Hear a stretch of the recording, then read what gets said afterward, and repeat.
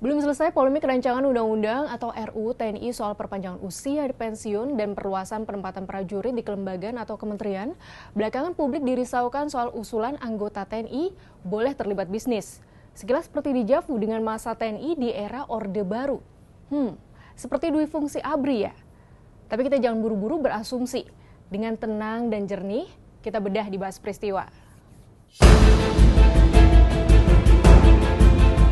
Usulan jika anggota TNI boleh berbisnis disampaikan Kepala Badan Pembinaan Hukum TNI Laksamana Muda Kresno Buntoro saat dengar pendapat publik RUU Perubahan Undang-Undang TNI yang diselenggarakan Kementerian Koordinator Bidang Politik, Hukum, dan Keamanan secara hibrida Kamis 11 Juli 2024 sore. Kresno menyebut TNI ingin menghapus pasal 39 huruf C Undang-Undang TNI yang memuat larangan prajurit terlibat dalam kegiatan bisnis. Dirinya paham hal ini cukup kontroversial. Namun banyak prajurit yang tidak sekadar berdinas di TNI tetapi juga bekerja sebagai pengojek daring, pengusaha warung, dan lainnya. Menurut Kresno, pelarangan kegiatan bisnis lebih cocok terhadap institusi TNI, bukan prajuritnya. Dari pernyataan ini yang bisa dikritisi yaitu jenis bisnis atau pekerjaan sampingan yang disebutkan skalanya tidak terlalu besar dan minim konflik kepentingan, yaitu pengojek daring dan pengusaha warung. Lalu bagaimana jika bisnis atau usahanya dalam skala besar dan vital, seperti mengelola perkebunan sawit atau tambang misalnya? Suara kritis pun datang dari mantan Gubernur Lembaga Ketahanan Nasional atau Lemhanas Agus Wijoyo.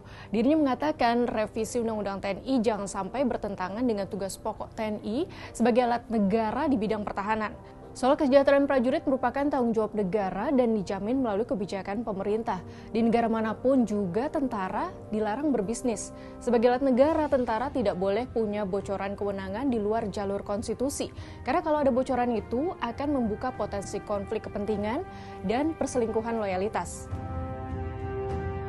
Agus juga menilai substansi revisi Undang-Undang TNI yang diusulkan DPR ini merupakan langkah mundur dari semangat reformasi TNI. Perluasan jabatan sipil untuk prajurit TNI aktif jelas bakal mengembalikan dui fungsi ABRI yang terjadi pada Orde Baru dan mengurangi kesiapan pertahanan negara termasuk menghadapi perang. Hal senada juga diungkap peneliti HAM dan Sektor Keamanan Setara Institut Merisa Dwi Juanita. Merisa mengatakan perkembangan wacana seputar RUU TNI belakangan kian mengkhawatirkan. Semula rencana perubahan hanya pada pasal 47 dan pasal 53, tetapi kini bertambah ke pasal 39 yang terkait dengan larangan prajurit untuk berbisnis.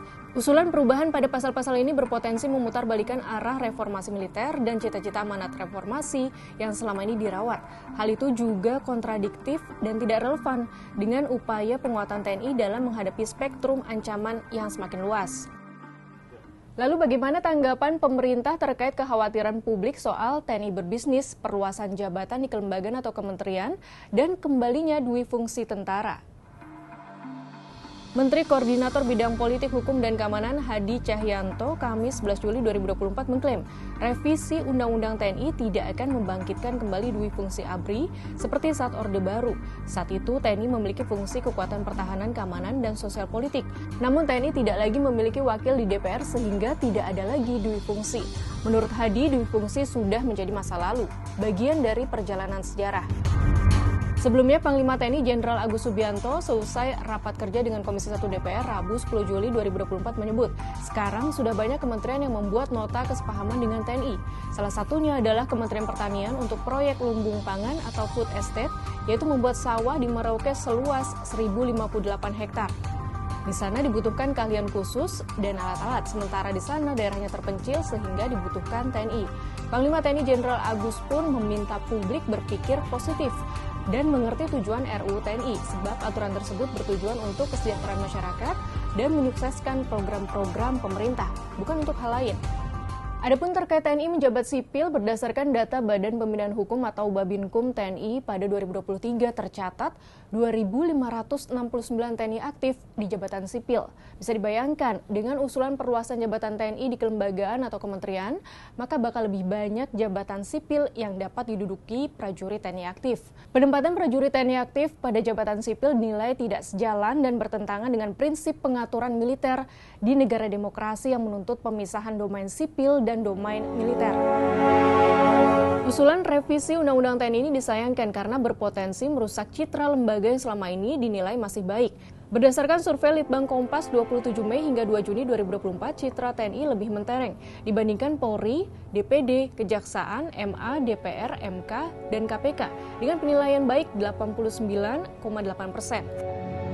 Pada akhirnya, gol atau tidaknya RUU TNI ini akan menjadi bola panas yang akan bergulir pada masa sidang DPR Agustus hingga September 2024 mendatang. Apa iya RUU TNI ngotot digolkan setelah ramai kritik?